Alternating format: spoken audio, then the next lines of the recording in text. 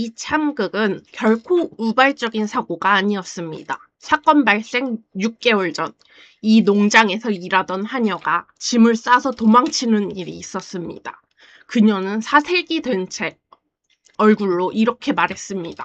이 집 방에 귀신이 살아요. 밤마다 이상한 발자국 소리가 들린다고요. 하녀의 허풍인 줄 알았던 일들은 사건 발생 며칠 전부터 구체적인 공포로 변하기 시작합니다. 어느 날 농장주 안드레아스는 인근 숲에서 자신의 농장으로 걸어 들어온 누군가의 선명한 발자국을 발견합니다. 하지만 집에서 다시 나간 발자국은 없었습니다. 누군가 눈밭을 건너 집 안으로 들어오고 그 안에 계속 숨어 있다는 뜻입니다. 게다가 집 안에서 산 적도 없는 낯선 신문이 발견되었고 가장 중요한 집 열쇠 꾸러미마저 감쪽같이 사라졌습니다.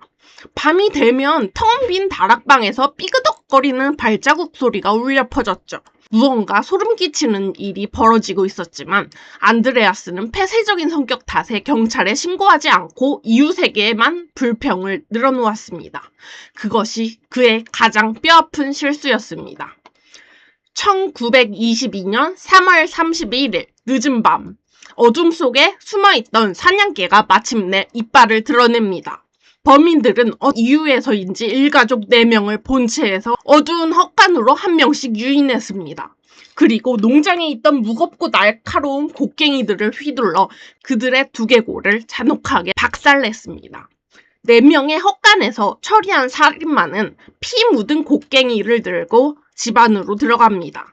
안방 요람에서 새근새근 자고 있던 2살배기 아기 요제프를 잔혹하게 내리쳤고 마지막으로 하녀의 방으로 향합니다. 이 사건이 더욱 비극적인 이유는 이 방에서 죽은 마리아 바우가르트너는 사건 당일 오후에 처음 일을 하러 온 새 하녀였다는 것입니다. 그녀는 농장에 도착해 짐을 푼 지 불과 몇 시간 만에 영문도 모른 채 끔찍한 죽음을 맞이해야 했습니다. 일가족 6명을 모두 죽였다면 현장을 도망치는 것이 정상입니다. 하지만 이 범인은 달랐습니다. 경찰 조사 결과 밝혀진 범인의 사후 행동은 인간의 상식을 완전히 박살냅니다. 살인마는 일가족을 몰살한 뒤 도망치지 않고 무려 나흘 동안이나 시신들이 널브러진 농장에 눌러앉아 생활했습니다. 범인은 부엌 찬장을 뒤져 죽은 가족들의 빵과 고기를 꺼내 먹었고 추위를 피하려 벽난로에 장작을 넣어 불을 지폈습니다. 이웃들이 보았던 굴뚝의 연기는 바로 살인마가 피운 불이었습니다. 심지어 마구간에 들어와 돼지들에게 여물을 주고 우유까지 짜서 마셨습니다. 바로 벽 너머에 자신이 머리를 부셔버린 육구의 시신을 쌓아둔 채 아주 태연하게 일상생활을 즐긴 것입니다. 이것은 원한이나 돈을 노린 강도의 짓이 아니었습니다. 타인의 짐과 삶을 통째로 차지하고 싶었던 사이코패스의 기괴한 놀이에 가까웠습니다. 경찰은 뒤늦게 수백 명을 용의선상에 올리고 대대적인 수사를 벌였습니다. 너무 단서가 없다 보니 죽은 희생자의 머리를 잘라 위넨의 영매 심령술사에게 보내 범인을 찾아달라고 부탁하는 총극까지 벌였죠. 하지만 살인마의 정체는 끝내 밝혀지지 않았습니다.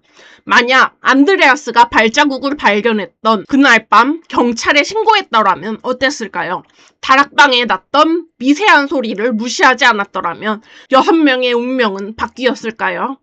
사건 이듬해인 1923년 끔찍한 기억을 품은 힌터 카이페크 농장은 완전히 철거되어 투성이가 되었습니다. 하지만 눈 내리는 조용한 겨울밤이면 어김없이 100년 전 그 다락방을 서성이던 낯선 자의 삐그덕거리는 발자국 소리가 귓가를 맴도는 듯합니다. 절대 혼자 사는 집의 다락방 소리를 무시하지 마십시오. 독일 역사상 최악의 미스테리 힌터 카이페크 사건이었습니다.